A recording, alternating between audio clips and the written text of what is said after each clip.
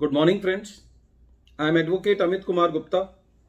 अपने income tax के cases की सीरीज में आज जो केस हम लोग डिस्कस करेंगे उस केस का नाम है UKN properties private limited versus deputy commissioner of income tax. ये केस 2 जुलाई 2021 को डिसाइड किया गया और matter 90 ITR tribunal page number 1 पे रिपोर्ट हुआ और ये मैटर बेंगलोर ITAT ने डिसाइड किया। फ्रेंड्स, इस केस के अंदर 3 मैटर्स पर बेंगलोर ITAT ने लॉ लेट डाउन किया। सबसे पहला मैटर ये था कि इस केस में एसएससी ने कोई पार्टनरशिप फर्म के अंदर इन्वेस्टमेंट्स किया था, जिससे एसएससी को जो इनकम रिसीव हुई वो एसएससी ने अपनी एग्जम्प्ट इनकम क्लेम करी। इनकम टैक्स ऑफिसर साहब का कहना था कि रूल 8D सब रूल 2 क्लॉज II के अंदर इंटरेस्ट का डिसअलाउंस किया जाना चाहिए, लेकिन एसएससी का यह कहना था कि जो एसएससी ने पार्टनरशिप फर्म के अंदर इन्वेस्टमेंट की है जिससे एसएससी को एग्जम्प्ट इनकम मिली है, उससे ज्यादा एसएससी के अपने ओन फंड्स हैं और एसएससी की अपनी कैपिटल है। यह मैटर जब ITAT के पास गया तो ITAT ने यह कहा कि जो एसएससी के पास यदि अपने ओन फंड्स इन्वेस्टमेंट से ज्यादा हैं तो रूल 8D सब रूल 2 क्लॉज II के अंदर एसएससी का डिसअलाउंस नहीं किया जाना चाहिए।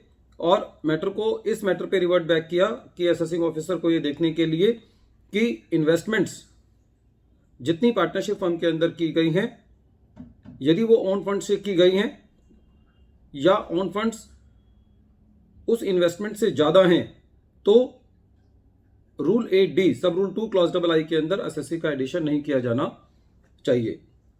सेकेंड मैटर इस केस में यह था कि एसएससी ने कोई सॉफ्टवेयर परचेज किया था और सॉफ्टवेयर परचेज करने पर एसएससी ने उसको कैपिटलाइज किया था और उसके ऊपर डेप्रिसिएशन क्लेम किया था।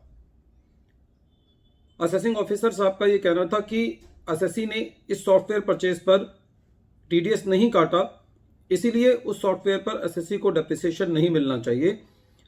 सेक्शन 40A IA लगा करके उन्होंने डेप्रिसिएशन को डिसअलाउ कर दिया। डिपार्टमेंट की दलील ये थी कि सेक्शन 9 सबसेक्शन 1 क्लॉज 6 की एक्सप्लेनेशन 5 इंसर्ट की गई फाइनेंस एक्ट 2012 के द्वारा और ये 1 जून 1976 से अमेंड की गई। इसके अंदर ये कहा गया कि जो सॉफ्टवेयर परचेज है उसको रॉयल्टी माना जाएगा। रॉयल्टी के ऊपर सेक्शन 195 लगता है।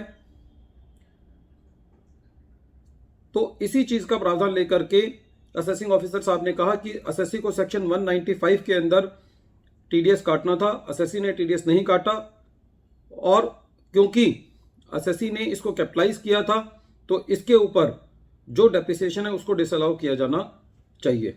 इस मैटर पे जब ये मैटर CIT अपील के पास गया तो CIT अपील ने एक केस का हवाला देते हुए ये कहा कि ये कोर्ट का डिसीजन है, कर्नाटका हाई कोर्ट का, कि जो सॉफ्टवेयर परचेज है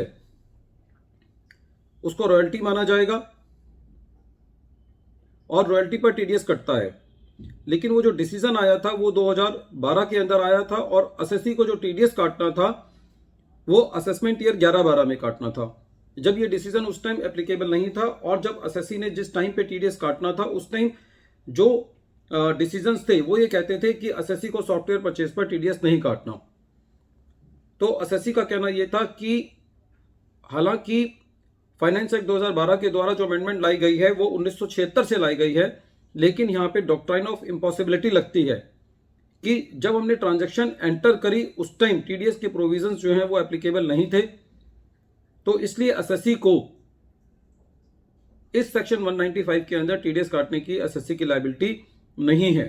तो इस केस में ITAT ने भी एसएससी के फेवर में यह डिसीजन दिया कि यदि कोई डिसीजन बाद में आता है और उस डिसीजन की वजह से एसएससी के ऊपर टीडीएस काटने की लायबिलिटी पिछले सालों में डाली जा सकती है तो ऐसा नहीं किया जा सकता। और जो फाइनेंस एक्ट है उसके अंदर भी सॉफ्टवेयर परचेज को जो रॉयल्टी माना गया तो वो रेट्रोस्पेक्टिव से इफेक्ट से माना गया, लेकिन उस प्रोविजन से एसएससी के ऊपर टीडीएस काटने की एप्लीकेबिलिटी नहीं की जा सकती, क्योंकि जब ट्रांजैक्शंस एंटर की गई उस वक्त एसएससी को टीडीएस के प्रोविजंस नहीं पता था। तो इसलिए डॉक्ट्राइन ऑफ इम्पॉसिबिलिटी के बिहाफ पर जो डिपार्टमेंट ने एसएससी के ऊपर सेक्शन 40A IA लगाया और उस पर डेप्रिसिएशन को नहीं दिया वो गलत है, और डिपार्टमेंट ने के द्वारा जो एडिशन की गई थी उसको आईटीएटी ने डिलीट कर दिया। इस केस में तीसरा मैटर ये था कि एसएससी का 26AS में और जो प्रॉफिट एंड लॉस अकाउंट के अंदर जो इनकम थी उसके अंदर डिफरेंस था। असेसिंग ऑफिसर ने उस डिफरेंस को एसएससी की इनकम में ऐड कर दिया। एसएससी का ये कहना था कि ये जो डिफरेंस है वो इस वजह से है कि एसएससी ने कुछ इनकम जो है वो उसको बाद में मिली, और एसएससी ने अपनी डॉक्यूमेंटेशन में ये भी कहा कि ये इनकम जो है वो मैंने अपने अगले सालों में ले ली है। तो इस इनकम पर एसएससी टैक्स दे चुका है और ये इनकम न्यूट्रल है। ऐसा नहीं है कि ये इस इनकम पर जो टैक्स है वो एसएससी ने नहीं दिया है, खाली फर्क ये है कि इस साल में टैक्स ना देकर के उसको अगले साल में दिया है। तो इस मुद्दे पर आईटीएटी ने ये डिसीजन दिया कि इस मैटर को रिवर्ट बैक किया और ये कहा एओ साहब को ये जांचने के लिए कि क्या एसएससी ने उस इनकम पर यदि आगे टैक्स दे दिया है तो उसके ऊपर करंट ईयर में जिस साल का मुद्दा है उस साल में एडिशन नहीं की जानी चाहिए।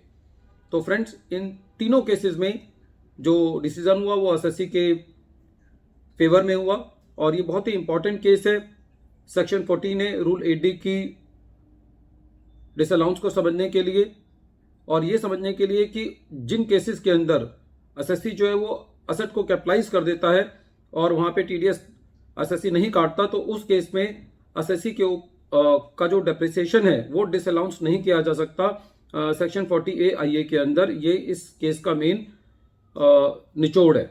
और तीसरा, यदि 26AS के अंदर और प्रॉफिट एंड लॉस अकाउंट के अंदर यदि कोई डिफरेंस है और एसएससी ने उसको प्रीसीडिंग ईयर में या सक्सीडिंग ईयर में अपने इनकम में ले लिया है, तो उसको दोबारा जो है वो एसएससी से उसके ऊपर टैक्स नहीं लिया जा सकता। फ्रेंड्स, एक बार फिर मैं केस का नाम रिपीट कर रहा हूं। केस का नाम है UKN properties private limited versus deputy commissioner of income tax, और ये case 90 ITR tribunal page number 1 पे रिपोर्ट हुआ और मैटर 2 जुलाई 2021 को डिसाइड किया गया। Friends, at the end of my this video I appeal to you that please subscribe my channel and press the bell icon so that you may receive the future notifications of my coming videos. Thank you, friends.